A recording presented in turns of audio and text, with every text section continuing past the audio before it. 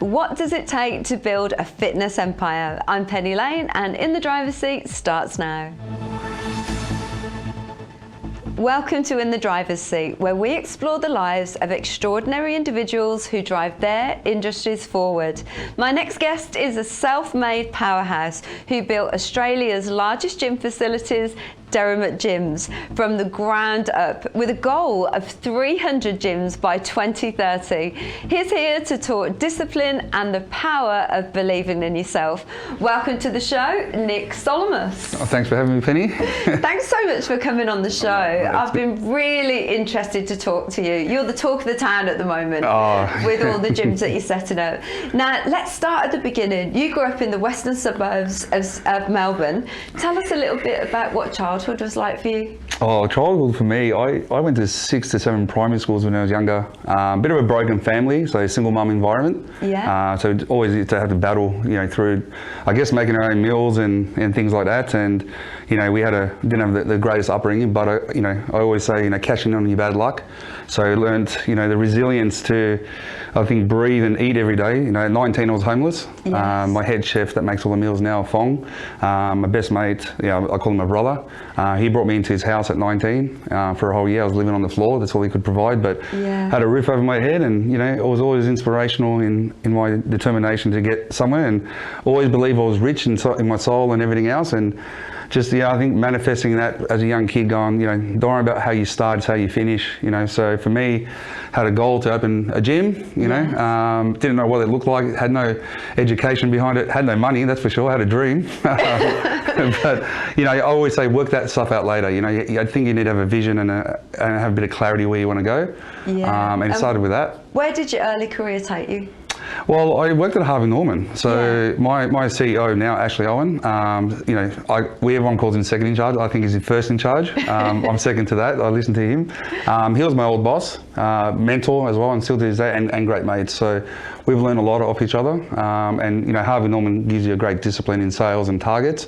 So we've, implemented that within the gym space. And if you look at our retail space, it's a Harvey Norman walk-in, sort of scenario. But we thrive, on what we do, and we love it. So what sparked you to start the very first gym, and how did that come about? Oh, look, my mum was in an abusive relationship. Yeah. So when I was younger, didn't know how to defend her at the time. So, like all young kids do at school, rock up to a gym. It was 8 of us. Yeah. So I walked into that space, and after all my 8 friends, I was the only one there after 2 weeks. Yeah. Keep going, building some strength, muscle, and build up the courage to sort of step in when I needed to with my mum. And that's where the gym side started. But that's through my younger careers and not really having money or any real purpose at the time. The gym gave me focus and discipline, and I think for mental health, it was a big thing for me. So it gave me real great purpose, and and the people in that space were so friendly. And and when you're in a situation like that, when you're growing up like that, you can go one of 2 ways, can't you? You can go down the wrong path, or if you're getting into fitness, that's a really good role to get that mental health from that movement. No, Penny, you're right. And I think it's the environment you put yourself in. So if I went out clubbing every night, you're going to be in that environment of a crowd. I was in a gym in the fitness space. So, gym instructors, the personal trainers, the members, you're just one big family and community. Yeah. And I always knew whatever this was, I didn't know at the time, I wanted to do this for a career. Yes. So now we've got Derrimut 247 clubs, and we've got over close to 1,000 staff, and hundreds and thousands of members, and so you're sort of replicating that. And we just opened a gym down the road here in Port Melbourne, and the community here is just absolutely amazing. Just breathtaking, warm. It's incredible to see where we've come after 14 years, and we're just edging it even better and better. And the members are loving it. It's really a third place. Home away from home. Yeah, because in the old days it used to be work, home, and pub. the pub. We spoke about this yesterday, right? Yeah, but tell me a little bit how you've changed the narrative to this. Well, it is. We don't just bangers and mash with a pot of beer. We do a protein shake, right? So we got your bangers and mash. But I think the community sense, it's like a cult. It's like a religion now. So I live across the road, so it's pretty easy for me to get there. But just meeting everyone and just talking to everyone. I think think it just becomes normal. You know, we don't, you know, people look at me as a director or a boss. I don't like that analogy. I think we sit at a round table and we're solution focused. So if we've got an issue or a problem, it's about how do we get through it, how do we work for it. And you know, it doesn't happen the first or second, third time, but the resilience and the stubbornness, I guess people know that I have. It is in a good way. You know, we've got a narrative and we push it and we just stick to our guns. Yeah, you work hard as well, don't you? Well, was it harder opening the second gym or the 26th gym? I believe always the first gym. I think it's the hardest thing about opening any business is the decision to actually act. All right, that is first and foremost. And like I say to people, once you walk into a gym, you're going to be a member. You're going to love the place. It's getting out of bed and making a decision to go. I'm going to the gym, and it doesn't matter if it's our gym. It's any gym. You just get yourself into a fitness environment. If you can't afford to go in there, we've got great value, you know, memberships at the moment. But go for a walk down the beach, go walk around the park, do something, just be active, and that step to make the decision, go, I'm going to do something today. I think that's the hardest decision. After that, it becomes easier. You know, the first session, second, and the gym fitness industry, it's tough because you can go in there for 2 weeks and get no results, right? Yes. It's something that's going to be stacked, you know. But if you go consistently over 6 months, you'll see a dramatic change in your life, your mental health, your physique. So it's something you get to compound every day to get better. You don't get a result like a coffee. You have a coffee and you're buzzing. The gym is completely different. You know, you got to stick at it, and it teaches you a lot. You know, if you can, you know, if you look at a person and they're fit and healthy, it tells you a lot about their character. So I think that's, you know. Where did that discipline come from? I guess, you know, as I was younger, I'd never had, my life was just known, that's what I knew, you know, it was just battling and tough and rough. So I didn't know anything else. I didn't have an understanding what depression meant or, you know, is this fair or not? I just knew this was everyday life. So I thought everyone else was doing it, having the same sort of life, and now we're just getting on with it. So for me, I was just like, you know, toughen up and, you know, buy a helmet and we'll work it out, right? So, and then when you start talking to people and you get yourself out there, you start coming up the ranks. It wasn't like that. And it's like, well, okay, it's interesting. So mind over matter, really. It's, you know, it's from the shoulders above, you know, it's how you perceive everything. Yeah, and you brought Arnold Schwarzenegger over to your gym, didn't you? What was that experience like, and how did that even come about? Everyone thinks I brought him over. He was here for a real estate event. So it was sort of a, you know, Mark Hedger was a guy that sort of brokered the deal with the guys from Sydney, and he was coming in for a real estate thing. So it was a sort of a side gig. But yeah, we're definitely the only gym. And you know, he called it the Body Factory, didn't he? Oh, it's just, you know, it's crazy. It just thinking of having Arnold in our presence. I know. And for me, I always wanted to meet him. You know, being the governor, a movie star, and you know, bodybuilding.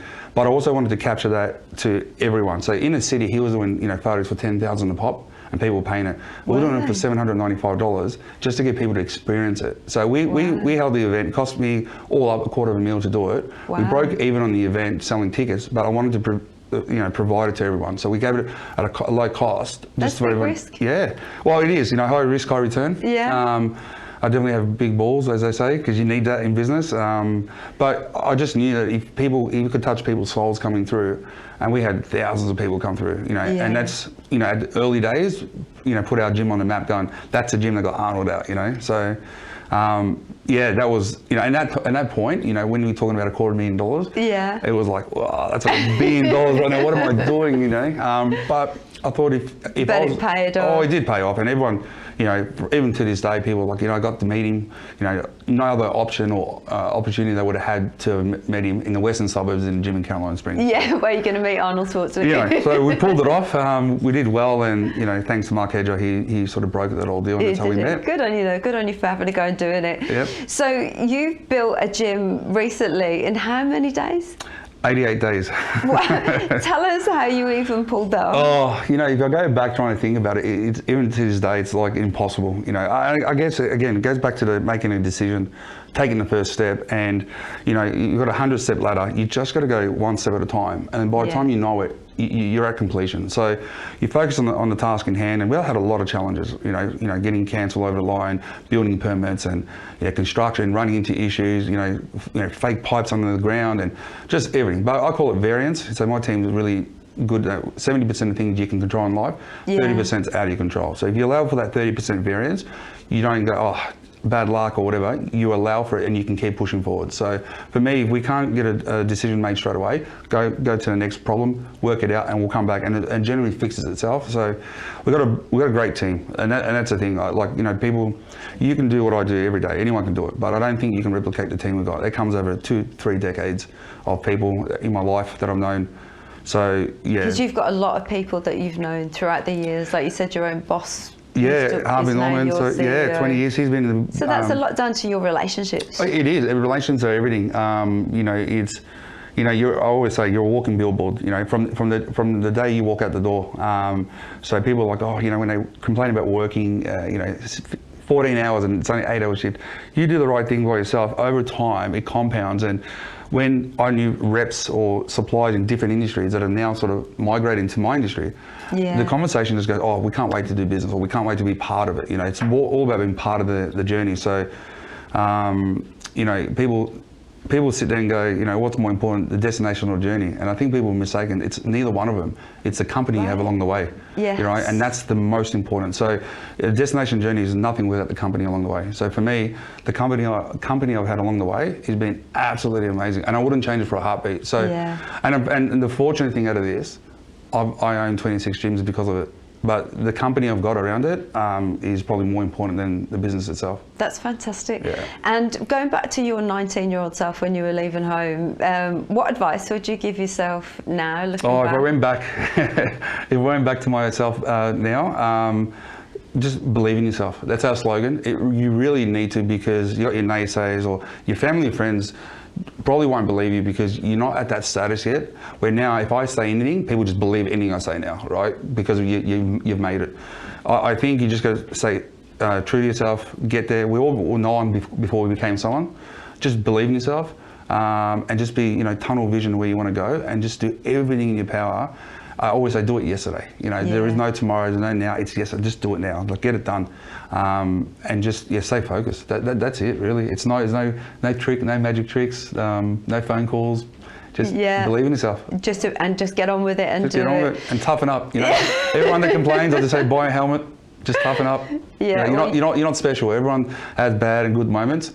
You'll get more bad moments than good, and that's where success comes from. And we know the whole cliche thing. When you're winning, you're not learning. So we learn a lot from our failures, and I'm probably number one in stats of stuffing shit up all the time. But when we do get it right, we hit a home run. So and that's what you look at. But then, you know, you got to really stay humble and focused once you get that success, and go, okay, it was great now. And then tomorrow, you know, you're only good as yesterday's figures, right? So you got to keep, you know, edging at it. But for me, it's passion. I love it, you know. Yeah, amazing. You're a great role model for lots of kids and teenagers out there, and an amazing, successful businessman. I can't believe we're out of time already. I wish you every success in the world, and I can't wait to see your 300th gym in 2030. I've got no doubt in my mind that you won't do that. How do you pronounce it again, Penny? Derrimut Gyms, you've got it. Thank you so much for coming on the show. Nick Solomos from Derrimut Gyms. In the Driver's Seat is brought to you by the Perfect Cosmetics Company. This is Ticker, and we'll be right back. You're watching Ticker. We'll have more in just a few minutes.